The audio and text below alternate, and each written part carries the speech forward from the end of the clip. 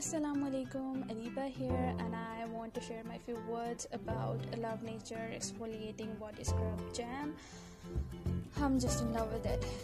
इसमें इसके जो इंग्रेडिएंट्स हैं ना वो सुन के मुंह में पानी आ जाता है. जैसे इसमें फॉरेस्ट बेरीज हैं जिसमें विटामिन सी होता है जो बॉडी में बॉडी के एक तो उसमें शाइन आती है. वो शाइन किस तरह से आती है कि इसमें ग्लूटाथायोन की कंसंट्रेशन को बॉडी में विटामिन सी इन्हांस करता है जिससे जो मेलानिन की प्रोडक्शन है वो कम होती है और हमारी बॉडी का कलर जो है वो इम्प्रूव हो जाता है. इसमें ब्लैककरंट सीड्स हैं जो कि एक्सफोलिएट करते हैं स्किन को और जो इन्फ्लेमेशन होती है उसको कंट्रोल करते हैं.